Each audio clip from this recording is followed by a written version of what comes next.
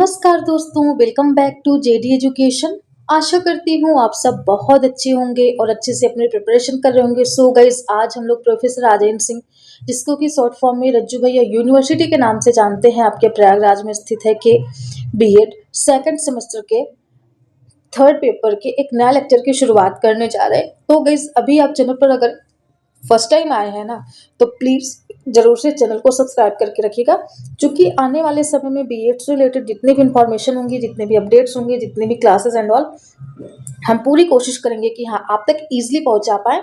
So guys, please ज़रूर से channel को सब्सक्राइब करके रखिएगा।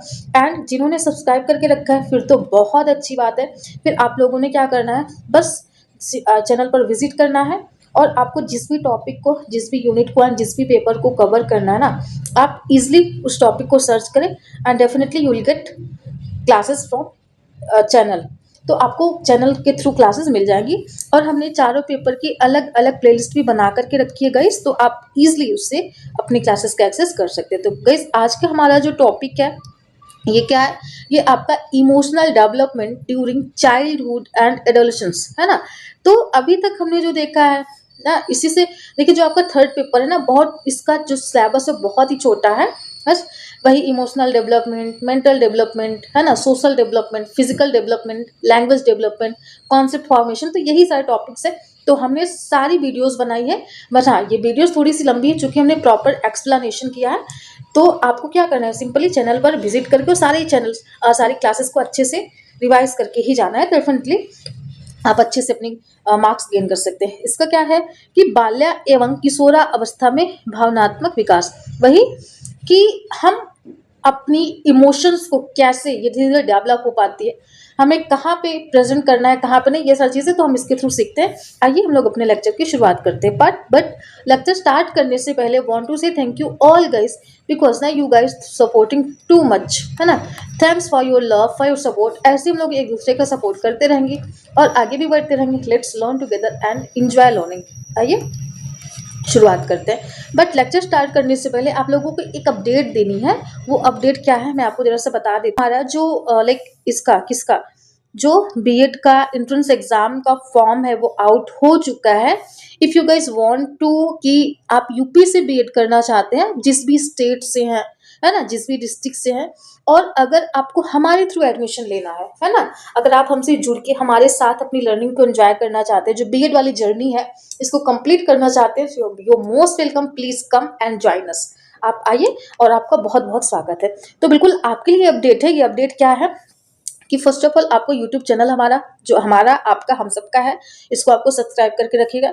साथ ही हमारा जो टेलीग्राम चैनल है ना, इसको भी आपको सब्सक्राइब करके रखना है, क्योंकि सारी updates, notes, PDFs and information सब कुछ हम यहीं पे ही शेयर करते हैं। ठीक, उसी के साथ साथ हमारा जो नेक्स्ट है टेलीग्राम ग्रुप, इसको भी हमें ज्वाइन करके रखना है, because if we want to healthy conversation, एक अच्छा डिस्कशन हम चाहते हैं, तो हमें इस ग्रुप को भी प्रॉपर वे में क्या करना है, ज्वाइन करके रखना है। साथ ही साथ में अगर आपको और ये प्लेटफॉर्म्स भी आपके लिए बनाए, बाय द वे आप टेलीग्राम नहीं यूज करते हैं, अगर आप करते हैं फिर तो वो भी, और व्हाट्सएप पे भी, और अगर आप नहीं करते तो आप व्हाट्सएप चलाते ही होंगे, तो व्हाट्सएप पे हमारा ये अपना टेलीग्राम, सॉरी व्हाट्सएप चैनल है, इसको भी, तो Telegram channel, group and WhatsApp channel आपको ज्वाइन करके रखना है।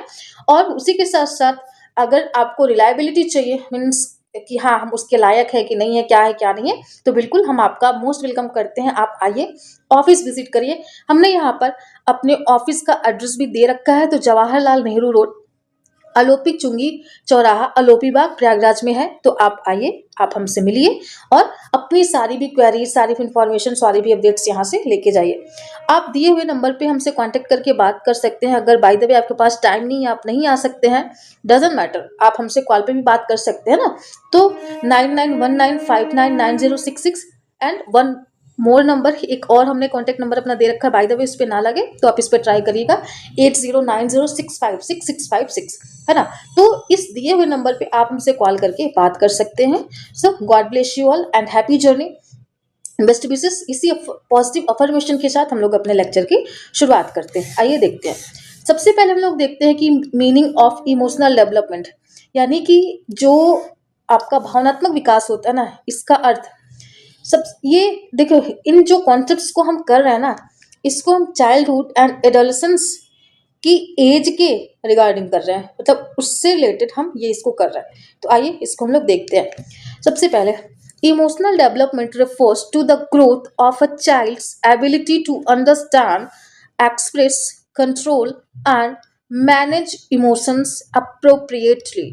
मीन्स कि जो हमारा भावनात्मक विकास है ना, इससे तात्पर्य है कि बच्चा अपनी भावनाओं को कैसे समझता है, वो अपने आप को कैसे समझता है, अपने इमोशंस को कैसे रेगुलेट करता है, ठीक, व्यक्त करना, और हमें कब, कहाँ, कैसे व्यक्त करना है, कहाँ पे एक्सप्रेस करना है, वो अप्रोप्रिएट स्थान है ना, वो अप्रोप्रिएट प्लेस, वो पर्सन, वो कहाँ है, किसके सामने कैसे व्यक्त करना, ये सारी चीजें, और नियंत्रित करना है। कई बार हमारी आंखों में आंसू आते हैं ना, बट उसको हम कंट्रोल कर ले जाते हैं, नहीं ये राइट पर्सन नहीं है जिसके सामने हमें अपने आंसू को निकालना है ना, वो राइट पर्सन नहीं कि जिसके सामने हमें हंसना है। अगर हम चल रहे हैं ना रोड पर, कोई स्ट्रेंजर मिल रहा है तो उसके सामने हम नहीं हंस देते हैं ना, तो फिर वो राइट स्थान, राइट पर्सन नहीं होता है।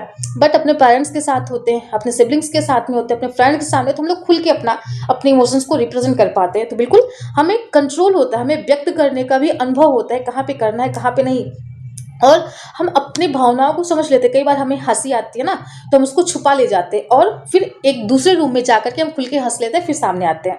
तो वही कि हम समझ पाते हैं कि अच्छा अब हमें हंसी आ रही, अब हमें यहाँ से उठ के चले जाना चाहिए। कई बार ऐसा भी होता है कि अब हमारी आंखों से आंसू निकल रहे, तो हम जाते हैं अपना रूम लॉक करके, फिर अंदर रो लेते हैं, है ना। ऐसे कई बार होता है कि हम अपने इमोशंस को लोगों के सामने रिप्रेजेंट कर पाते हैं, या फिर कई बार ऐसा भी होता है कि हम सबके सामने गुस्सा नहीं दिखा सकते। लाइक एक आप कंपनी में काम कर रहे हैं, ठीक, किसी ऑर्गेनाइजेशन में, और वहां पे आपको के बॉस इतनी तेज डांट पड़ी है, बट आप उनको स्कॉल्डिंग नहीं कर सकते, मीन्स आप उनको पलट के जवाब नहीं दे सकते, नहीं तो भाई आप नौकरी से निकाले जाएंगे अगर आप प्राइवेट जॉब कर रहे हैं। तो वही ना कि हम समझ पाते कि नहीं हमें गुस्सा तो आ रही है, बट ये एक्सप्रेस करने का राइट प्लेस नहीं है, राइट पर्सन नहीं कि जिसके सामने हम व्यक्त कर पाए। तो हम क्या करते हैं, उसको कंट्रोल कर लेते हैं और उसको व्यक्त नहीं करते, और अपने जो गुस्सा होता है उस पर हम काबू कर पाते, मीन्स नियंत्रित कर पाते। और यही हमारी क्या है, यही हमारी इमोशनल डेवलपमेंट है, मीन्स यही हमारा भावनात्मक विकास है। वही कि सही तरीके से हम इसको प्रबंधित करना सीख पाते कि कहाँ कब कैसे अप्लाई करना है, कब कंट्रोल करना है, कब व्यक्त करना है, कब हमें संभल के रहना है। तो बिल्कुल ये सारी चीजें हमें समझ में आती है, तो बच्चों में यही डेवलप होता है। It includes feeling like happiness, anger, fear, jealousy, love, guilt, pride, etc. मतलब इसमें हमें क्या क्या चीजें, ये सारे फैक्टर्स है जिनसे मिलकर के हमारा भावनात्मक विकास होता है। कौन कौन से हैं इसमें, हमारी खुशी, गुस्सा, डर, ईर्ष्या, प्रेम, अपराध बोध, गर्व आदि भावनाएं क्या होती है, वो सम्मिलित होती हैं। मीन्स जैसे ये हमारी क्या है, पूरी ओवरऑल क्या है, ये हमारी इमोशनल डेवलपमेंट है। बट इसमें हम यहाँ पर देख लेते हैं, जैसे हमारा ये आपका क्या हो गया, हैप्पीनेस हो गया, ये हमारा एंगर हो गया, ये हमारा फियर हो गया, ये हमारी जेलसी हो गई, ये हमारा लव हो गया, ये हमारा गिल्ट हो गया, ये हमारा प्राइड हो गया, है ना। तो ये अलग अलग जो फैक्टर्स है ना, तो बिल्कुल इन फैक्टर से मिलकर के पूरा हमारे इमोशनल लाइक इंटेलिजेंस या फिर हमारी इमोशनल डेवलपमेंट हो पाता है, हमारा इमोशन में हमारा भावनात्मक विकास हो पाता है। तो ये एक बहुत बड़ा टर्म है और इसमें कई सारे फैक्टर्स इन्वॉल्व होते हैं। आई होप आपको समझ में आया होगा। आइए हम लोग नेक्स्ट चलते हैं। नेक्स्ट हमारा है इमोशनल डेवलपमेंट इन चाइल्डहुड। अब हम देखते हैं कि बाल्य अवस्था में भावनात्मक विकास कैसे होता है, इसके क्या स्वरूप होते हैं, इसमें हम क्या क्या एक्टिविटीज करते हैं, क्या क्या एक्टिविटीज इसमें शामिल होती हैं, बिल्कुल हम उसी की चर्चा करते हैं। सबसे पहले हम लोग देखते हैं early childhood, means 2 to 6 years की अगर बात करते हैं, मीन्स आपका पूर्व बाल्यावस्था। उसके बाद हम देखेंगे 6 to 12 ईयर्स, वो हमारी लेट चाइल्डहुड यानी कि उत्तर बाल्यावस्था, या फिर आप मिडिल चाइल्डहुड भी कह सकते हैं। तो बिल्कुल इसमें हमें क्या क्या चीजें देखते हैं, सबसे पहले कि emotions are emotions are intense and short lived. मतलब बाल्यावस्था में जो पूर्व बाल्यावस्था होती है, इसमें हमारा जो इमोशन होता है ना, वो क्या होता है, इंटेंस होता है एंड शॉर्ट लिव्ड। मतलब हमें गुस्सा बहुत जल्दी आ जाता है और वो बहुत जल्दी शांत भी हो जाता है। कई बार आप लोगों ने देखा होगा कि बच्चे को अगर चॉकलेट ना दो, कितनी तेज गुस्सा होता है, आप मेरे मम्मी नहीं हो, आप मेरे पापा नहीं हो, आप कैसे हो, आप हमें चॉकलेट नहीं दे रहे हो ना, वो देखिए किट्टू के पापा उसको चॉकलेट दे रहे हैं, ये हम कहने लगते हैं। मतलब हम बच्चे होते हैं और हम जल्दी से अच्छा ठीक है 5 मिनट बाद हम चॉकलेट ला के देते हैं, या यू आर ग्रेट पेरेंट्स ना, कि आप बहुत अच्छे पापा मम्मी हो, आप तो मेरी बातें मान लेते। तो वो हमें क्या होता है, हमें जल्दी गुस्सा भी आता है, साथ ही साथ में जल्दी शांत भी हो जाता है। ये हमारे पूर्व बाल्यावस्था की बात है। नेक्स्ट हमारा क्या है, नेक्स्ट हम लोग देखते हैं कि ego centric feeling, self centred behaviour. इसमें क्या होता है कि बच्चा अपने दृष्टिकोण से ही सोच पाता है।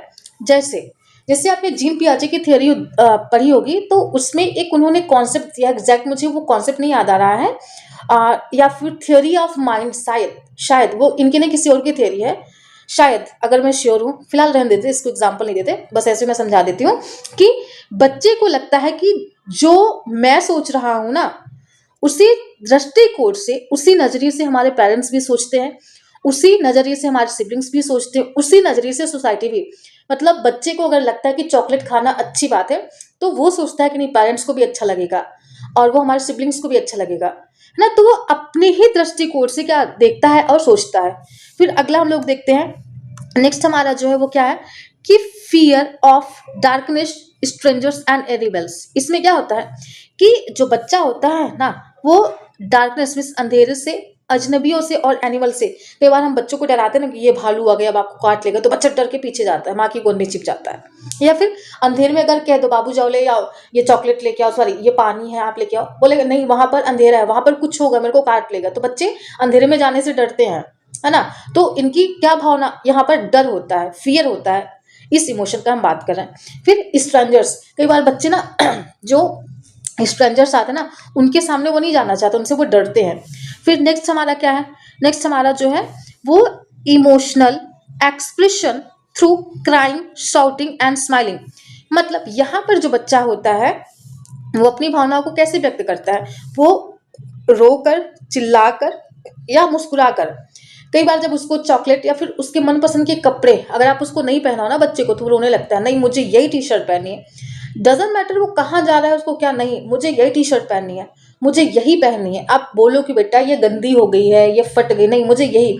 तो बच्चा रोता है, चिल्लाता है ना। फिर या तो फिर मुस्कुराकर, अगर आप उसको कुछ प्यार से दे दो ना, जो उसकी मनपसंद आइसक्रीम हो, या फिर अगर उसको कोई बिस्किट, ओरियो है ना, और जो मतलब सारे बिस्किट्स आते हैं, मैं देखती हूँ बच्चों को ज़्यादा पसंद होता है चॉकलेट फ्लेवर का।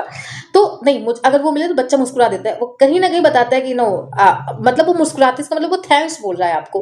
बिल्कुल इस तरीके से अपनी भावनाओं को बच्चा रिप्रेजेंट करता है। आई होप आपको समझ में आया होगा। आइए हम लोग नेक्स्ट चलते हैं। ठीक, अब हम लोग बात करेंगे नीचे उत्तर बाल्यावस्था की, या फिर आप इसको मिडिल चाइल्डहुड है ना कह सकते हैं, जो कि आपकी एज इसमें हमने देखी है वो 6 से लेकर के कितने साल तक की है, वो 6 से लेकर के 12 साल तक की मानी जाती है। इसमें सबसे पहला क्या करते हैं कि better control over emotion, means बच्चा अपनी भावनाओं पर नियंत्रण रखता है। वही कि अब यहाँ पर बच्चा अगर उसको चॉकलेट चाहिए, फिर भी अगर पेरेंट्स उस सिचुएशन में नहीं है कि उसको नहीं दे सकते हैं, तो बच्चा उसको कंट्रोल करेगा, बोलेगा कि नहीं अभी मम्मी पापा बाहर हैं, अभी हमें ये चॉकलेट रास्ते में नहीं दे सकते, जब हम घर पहुंचेंगे ना तो वहाँ अलमीरा में रखा है, फिर वहां पर हमें मांगना है और वहां पर हमारे पेरेंट्स दे पाएंगे। तो बच्चे अपनी जो इमोशंस होते हैं, जो उसकी मनपसंद चॉकलेट होती है उसको खाने की जो उनको क्रेविंग होती है ना, उसको कंट्रोल कर ले जाते हैं। नेक्स्ट हमारा क्या है, नेक्स्ट हम लोग देखते हैं, नेक्स्ट हमारा जो है वो अंडरस्टैंड्स राइट एंड रॉन्ग, वो सही और गलत का ज्ञान उनको होने लगता है कि हमें स्ट्रेंजर्स के सामने रोना नहीं है, चिल्लाना नहीं है, या फिर कोई हमारे रिलेटिव्स आते हैं उनके सामने गेम नहीं खेलना है। मतलब धीरे धीरे उनके अंदर समझ विकसित होने लगती है कब हमें रोना है कब नहीं रोना है, बिल्कुल ये फीलिंग्स बच्चे में डेवलप होने लगती है कि अगर उनको चॉकलेट खाने की जिद करनी है ना, जब वो स्ट्रेंजर्स यानी या फिर कोई और आके बैठा रहेगा, वो चला जाएगा, तब बच्चे जिद करते हैं नहीं अब मुझे दीजिए, अब वो चले गए हैं, इस तरीके से बोलते हैं। फिर नेक्स्ट देखते हैं कि develops empathy means understanding others feeling, कि सहानुभूति विकसित होने लगती है कि अगर मम्मा को पेन हो रहा है तो हम समझते हैं कि नहीं my mother is suffering from pain, तो हमें उनको परेशान नहीं करना है, जाकर के हमें अपना मिल्क या फिर हमें अपना पानी या फिर अगर हमें कुछ खाना है तो हम फ्रिज से निकाल के खुद खा लेते पी लेते हैं। अब हमें अपने पेरेंट्स को परेशान नहीं करना है। कई बार हम अपनी लाइक वाटर खुद से भर के पीते हैं, हम अपनी बैग खुद से पैक करते हैं ना कि मम्मा उधर का हमारे लिए टिफिन तैयार कर रही तो हम अपनी बैग पर पैक कर लेते हैं। हम अपना यूनिफॉर्म क्या करते हैं, हम उसको पहन लेते हैं ना। तो इस तरीके से वो पेरेंट्स की या फिर अपने लोगों की जो फीलिंग्स है उसको समझने लगता है, मतलब इम्पैथी उनकी डेवलपमेंट होने लगती है डेवलप। फिर नेक्स्ट हमारा क्या है, नेक्स्ट अगर हम नेक्स्ट की बात करते हैं ना तो ये हमारा है पीयर्स अप्रूवल बिकम इम्पॉर्टेंट, और यहाँ पर क्या होता है कि जो दोस्तों की स्वीकृति होती है ना वो महत्वपूर्ण होने लगती है। अच्छा मेरा फ्रेंड ये करे नहीं, फिर हमारा इमोशन उन्हीं की तरफ खींचा जाएगा। हमारे पेरेंट्स हमको समझा रहे हैं बट उससे हमें नहीं लेना देना, हमारे दोस्त क्या कर रहे हैं ना वो हम डोमिनेट कर, मतलब वो डोमिनेट कर जाता है इस तरीके से। फिर नेक्स्ट हम लोग एग्जाम्पल अगर देखते हैं इसकी, तो एग्जाम्पल में क्या है कि if a friend is sad the child tries to comfort them. अगर अगर क्या होता है कि मित्र दुखी है ना तो उसे सांत्वना देने का क्या करता है, वो प्रयास करता है, चल भाई हम आपके साथ हैं, आप परेशान मत हो, आपको कोई भी दिक्कत होगी तो आप मेरे को कॉल कर लेना, मेरे को मैसेज कर लेना, मतलब ये सारी चीजें हम बच्चे हम हमारे अंदर ये भावना डेवलप हो जाती है कि हमें एम्पैथी कब दिखानी है, कैसे दिखानी है, और हम अपने फ्रेंड्स को कैसे मना सकते हैं, कैसे समझा सकते हैं। तो बिल्कुल ये सारी बातें हमारे में उत्तर बाल्यावस्था की स्टेज में डेवलप होने लगती है, मीन्स हो जाती है। अब हम देखते हैं अगला कि इमोशनल डेवलपमेंट इन एडोलेसेंस, कि किशोरा अवस्था में भावनात्मक विकास। अब वो हम इसको कैसे देख सकते हैं, आइए एक बार इस पे एक नजर डालते हैं। Means adolescence is a period of emotional storm and stress. वही कि किशोरावस्था को भावनात्मक तूफान एवं तनाव की अवस्था कहा जाता है। तो इसमें क्या क्या चीजें होती हैं, सबसे पहले इसकी जो कैरेक्टरिस्टिक्स है वो क्या क्या है। सबसे पहले कि mood swings means sudden change in mood, कि हम बैठे रहते हैं, चलो आज अच्छा बस एक मैसेज की देरी होती है कि हमारे फ्रेंड्स का मैसेज, चलो अब हम निकल के जाते हैं, पेरेंट्स कितना भी मना करते नहीं बेटा धूप है आपको बाहर नहीं निकलना है। यहाँ पर जो एज होती है मैं यहाँ पे लिख देती हूँ, 12 से लेकर के 18 साल तक, या आप कह सकते हो ना 14 से लेकर के 20 साल तक ये एज होती है। तो हम तुरंत अपनी बाल्यावस्था की जो एज होती है उसको क्रॉस करके इसमें प्रवेश किए होते हैं, और हमारे जो इमोशन स्टेबिलिटी होती है ना, इमोशनल स्टेबिलिटी होती है थोड़ी सी फ्लेक्सिबल होती है, हम जल्दी ही पिघल जाते हैं। तो वही कि अचानक से हमारा मूड क्या होता है, बदलने लगता है। फिर इंक्रीज्ड सेंसिटिविटी, कि अत्यधिक संवेदनशीलता हमारी हो जाती है, हम अपने सब्जेक्ट को लेकर के, ऑब्जेक्ट को लेकर के, फ्रेंड को लेकर के, अपने आप को लेकर के ज़्यादा सेंसिटिव हो जाते हैं, ज़्यादा संवेदनशील हो जाते हैं। अगला है डिजायर्स फॉर इंडिपेंडेंस, कि हमें स्वतंत्रता की तीव्र इच्छा होने लगती है कि हमें हमारे तरीके से चीज़ें होनी चाहिए, इसमें दूसरा पर्सन को रोक टोक नहीं करना है। फिर अगला मीन्स यहीं पर होता है जो ये डिजायर ऑफ इंडिपेंडेंस ना, ये सच है। अगर आप बच्चे को सही डायरेक्शन दिखाओगे ना, अगर वो बनना है तो आगे जाएगा, नहीं तो बच्चा क्या होगा, फिर वो टेढ़ा मेढ़ा जिगजैग वाली कंडीशन आ जाएगी। तो यहीं से बच्चे के बिगड़ने के पूरे पूरे चांसेस होते हैं। ठीक, नेक्स्ट हम लोग देखते हैं अट्रैक्शन टुवर्ड्स अपोजिट जेंडर, यहीं से विपरीत लिंग के प्रति आकर्षण होना भी शुरुआत हो जाता है। कहते हैं ना कि एक जो गाने की बचपन का प्यार मेरा भूल नहीं जाना, तो यहीं से वो कहीं ना कहीं स्टेबल होना शुरू हो जाता है। फिर अगला आइडेंटिटी क्राइसिस, कि वही कि वो अपनी जो पहचान है ना उसमें कई बार उसको क्राइसिस होने लगते हैं कि हाँ मैं कौन हूँ, मेरे होने का क्या मतलब है, मीन्स वही ना पहचान की खोज करता है और अपनी पहचान बनाने में लग जाता है कि भाई मैं ही डोमिनेट करके रखूँ अपने पेरेंट्स को, अपने सिबलिंग्स को, अपने क्लासमेट्स को, अपनी सोसाइटी को। तो वही कि मैं हूँ कौन और मेरा क्या अस्तित्व है, हम अपने बारे में एनालाइज करना शुरू कर दे, अपने अपने आप को एक्सप्लोर करना शुरू कर दे, तो ये सारी चीज़ें हमने देखने को मिलती है। अगला है development of self respect and self consciousness, वही कि हम आत्मसम्मान और आत्म जागरूकता का विकास यहाँ से होना शुरू हो जाता है। ये हमारी कैरेक्टरिस्टिक्स है। अब हम देखते हैं कि इमोशनल कुछ कॉन्फ्लिक्ट्स भी आते हैं, है ना, किशोरावस्था में जो भावनात्मक संघर्ष होते हैं वो क्या क्या होता है। सबसे पहला देखते हैं डिपेंडेंस वर्सेस इंडिपेंडेंस, वही आश्रितता बनाम स्वतंत्रता। कई बार हम अपने पेरेंट्स पे ही डिपेंड रहते हैं, उनसे ही अपने खर्चे वर्चे है ना वो तो ठीक है, खर्चे इन द सेंस नहीं, हम मतलब वही हमारे लिए चाय बनाए, वही हमारे लिए खाना बेड पर ला के दे, वही हमारा बैग पैक करे। बट कई बार हम इस क्या डिपेंडेंसी से हट के हम इंडिपेंडेंस बनना चाहते कि नहीं, हम अपना खाना खुद से निकाल के अपनी थाली में खा सकते हैं, है ना, हम अपनी बैग खुद से पैक कर सकते हैं, हम अपनी ड्रेस खुद से ही धुल सकते हैं, खुद से हम उसको प्रेस भी कर सकते हैं, है ना, अपने शूज। तो ये सारी चीजें बच्चे उनमें क्या होती है, कॉन्फ्लिक्ट्स आती है कि हमें करना चाहिए कि नहीं करना चाहिए, करना चाहिए कि नहीं, मतलब बैक एंड फोर्थ ये वाली कंडीशन, लाइक दिस, हमें करना चाहिए नहीं करना चाहिए, मतलब ये वाली कंडीशन हमारी होने लगती है। नेक्स्ट हमारा क्या है, नेक्स्ट अगर देखते हैं तो peers pressure versus parental control, कि हम कई बार मित्र का दबाव बनाम अभिभावकीय नियंत्रण। कई बार लगता है कि यार मित्र अच्छा है, बट कई बार ऐसा भी सिचुएशन हमारे सामने आ जाता है नहीं हमारे पेरेंट्स ही अच्छे हैं, तो हम उसमें कंफ्यूज होने लगते हैं कि हम किसकी, हम पेरेंट्स की बात माने या फिर हम फ्रेंड्स की बात माने ना। तो इस तरीके से हम कंफ्यूज होने लगते हैं। तो यही वाली जो हमारी स्टेज होती है ना, यही वाली जो स्थिति होती है, यहाँ पर कंफ्यूजन होने लगता है, मीन्स यहाँ पर हम स्ट्रगल करते हैं, यहाँ पर ही कॉन्फ्लिक्ट्स आने लगता है कि हमारे पेरेंट्स अच्छे हैं फिर हमारे दोस्त अच्छे हैं। तो बिल्कुल यहाँ पर जो हमारा निर्णय लेना होता है वो हमारा खुद का होता है। फिर नेक्स्ट हमारा क्या है, आइडियलिज्म वर्सेस रियलिटी, कि हमें आइडियाज पे फोकस करना है या फिर जो वास्तविक जीवन में घटित हो रहा है हमें उसमें, मतलब हमें अपनी काल्पनिक दुनिया में रहना है या फिर हमें अपने वास्तविक जीवन में आना है। मीन्स कई बार होता है कि पेरेंट्स फ्रेंड्स कहते हैं यार अगर हम ये कर लेंगे तो हम बहुत आगे फिर हमारे पास ये गाड़ी होगी, ये बंगला होगा, ये हमारा आइडियाज, मतलब हम कल्पना की दुनिया में जी रहे होते हैं। बट वहीं पर अगर हम रियलिटी की बात करते हैं, नहीं इतना ये आसान नहीं, बस मुंह से कह देना आसान है, बट जिस टाइम पे हमें करना होता है ना वो बहुत डिफिकल्ट होता है। नो डाउट कि nothing is impossible, but still we have to work hard, then I get, otherwise we can't. तो वो सारी चीजें हमारे बीच में क्या होता है, वो कॉन्फ्लिक्ट आना शुरू हो जाता है कि हाँ क्या होगा, कैसे होगा, कैसे नहीं होगा। तो ये सारी चीजें हमने देखने को मिलती हैं। ठीक, तो आई होप आपको समझ में आया होगा। एंड अगर जहाँ पे भी कोई डाउट होगा, कोई भी क्वेश्चन होगा, आप हमसे जरूर से कॉमेंट में पूछ सकते हो। फिर अगला हम लोग देखते हैं कि अगला हमारा क्या है कि फैक्टर्स अफेक्टिंग इमोशनल डेवलपमेंट, वही कि इमोशनल डेवलपमेंट को, मीन्स भावनात्मक विकास को प्रभावित करने वाले वो कौन कौन से कारक हैं जो हमें प्रभावित कर सकते हैं। सबसे पहले अगर हम किसी की बात करते हैं वो हमारी फैमिली इन्वायरमेंट होती है, कि हमारे परिवार का वातावरण कैसा है। जैसे परिवार में सिबलिंग्स हैं, अगर पेरेंट्स दोनों बच्चों को इक्वली ट्रीट करते हैं, दोनों के इमोशंस को इक्वली वो रिस्पेक्ट देते हैं, देन डेफिनेटली एक हेल्दी इमोशन का डेवलपमेंट हो पाएगा उस बच्चे में।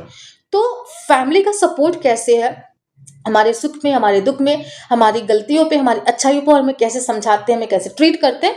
तो अगर फैमिली का पूरा सपोर्ट होगा तो हमारा जो इमोशनल डेवलपमेंट है वो बेटर हो जाएगा, अदरवाइज नेगेटिव तो होना ही है।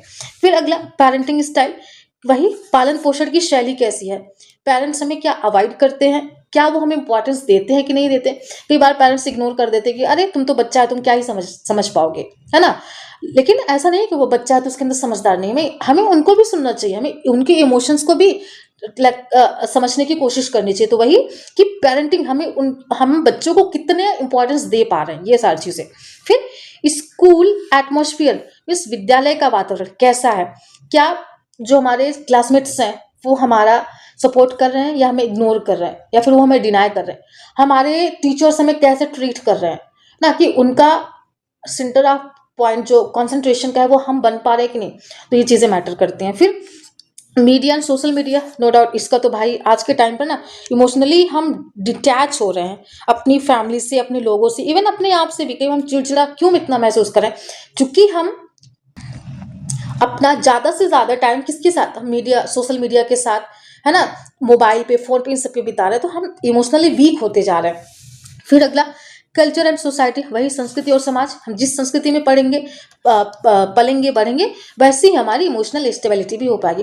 तो a loving and supportive family builds emotionally strong children, वही ये प्रेमपूर्ण परिवार भावनात्मक रूप से मजबूत बच्चे का निर्माण कर सकता है। और ये बहुत जरूरत है कि फैमिली से बच्चे को सपोर्ट मिल पाए। ठीक, आइए हम लोग नेक्स्ट चलते हैं। नेक्स्ट हमारा क्या है,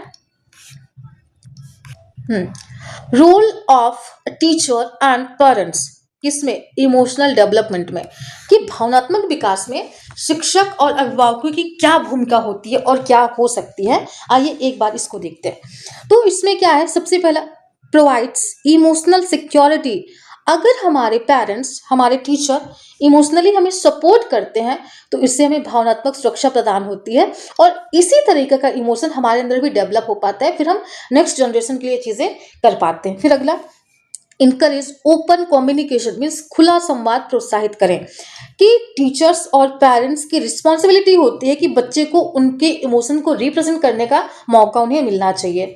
फिर अगला टीच इमोशनल कंट्रोल टेक्निक, कि हमें कब अपने इमोशंस को एक्सप्रेस करना है, कब कंट्रोल करके रखना है, कहाँ पे, कैसे और कौन सी सिचुएशन में और किसके सामने प्रेजेंट करना है, इन सब में हम अंतर कर पाए ना, मीन्स डिस्क्रिमिनेशन कर पाए, सॉरी, कि हम उसमें डिफरेंसेस कर पाए, कब, कहाँ, कैसे, इन सब चीजों को।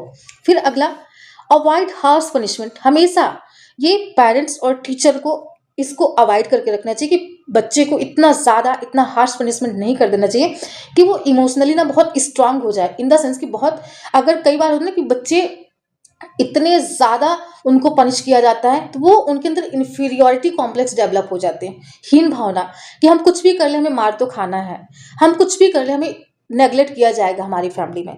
तो इससे बच्चे का जो डेवलपमेंट है ना, जो उसका विकास है वो अवरुद्ध हो जाता है। तो बिल्कुल हमें ज़्यादा कठोर दंड देने की ज़रूरत नहीं होती।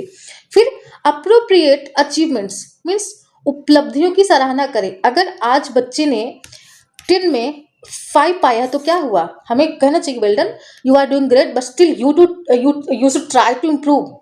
तो फिर अगर हम यहाँ पर बच्चे को लेकर अरे 10 में तुम 5 ही क्यों लाए, अब 5 मार्क कहाँ गए, बोलो बोलो 5 मार्क कहाँ गए, तो भाई बच्चा डर के मारे बेचारा पढ़ेगा, वो सहम जाएगा कि क्या ही करेगा।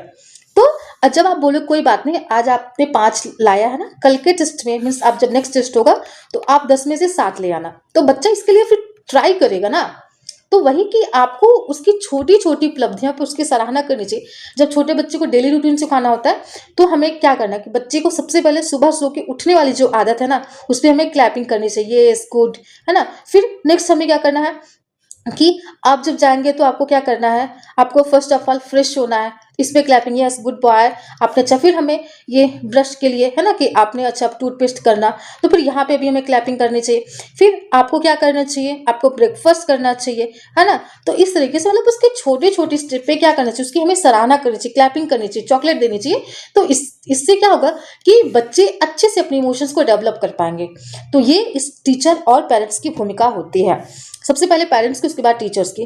फिर सिंपल कॉन्सेप्चुअल, अगर हम डायग्राम की बात करते हैं ना, अगर हम एक डायग्राम बनाते हैं तो उसमें क्या, सबसे पहले हमारा चाइल्डहुड आता है ना, तो इसमें हमारा क्या होता है, इसमें हमारी बेसिक इमोशंस डेवलप होते हैं। फिर इसमें हम लर्निंग कंट्रोल, मतलब चीज़ों को कंट्रोल करना, नियंत्रित करना, कहाँ कैसे प्रेजेंट करना है, ये सारी चीज़ें। फिर चाइल्डहुड आती है, फिर हम लर्निंग कर पाते हैं। फिर उसके बाद एडोलेसेंस की एज आती है जिसमें हम इमोशनल मैच्योर हो पाते हैं कि हाँ अब हमें क्या करना है क्या नहीं है। तो यहाँ पर हमारे बेसिक्स इमोशंस डेवलप होते हैं और यहाँ पर हमारे इमोशंस मैच्योर हो जाते हैं। तो ये चीज़ें हमें देखने को मिलती हैं। अब फाइनली हम यहाँ पर ये चीज़ देख सकते हैं कंक्लूजन में कि emotional development is essential for personality development, कि बच्चे का जो भावनात्मक विकास होता है ना, उसके संपूर्ण व्यक्तित्व निर्माण के लिए क्या है, वो बहुत ही महत्वपूर्ण तत्व होता है या इसकी बहुत महत्ता होती है। इसलिए एक पेरेंट्स को, एक टीचर को चाहिए कि बच्चे को इमोशनल डेवलपमेंट होने में उसकी सहायता करे और उसको वो इन्वायरमेंट दे जिससे बच्चा उसको अच्छे से डेवलप कर पाए। अगला, a child who learns to manage emotions become a confidence balanced and successful adult. Definitely जो बच्चा अपनी भावनाओं को संतुलित करना सीखता है ना, वह आत्मविश्वासी और सफल वयस्क भी बनता है। जैसे अगर बात करते हैं, अगर हमारा जैसे आज हम फेल हो गए, अगर हम वहीं पर स्ट्रेस लेकर के बिखर जाते हैं फिर तो हम आगे नहीं बढ़ सकते ना। बट अगर वहीं पर हम अपने आप को समझा ले जाते हैं कि नहीं आज हम हारे, क्या हुआ, कल हम जीत जाएंगे ना।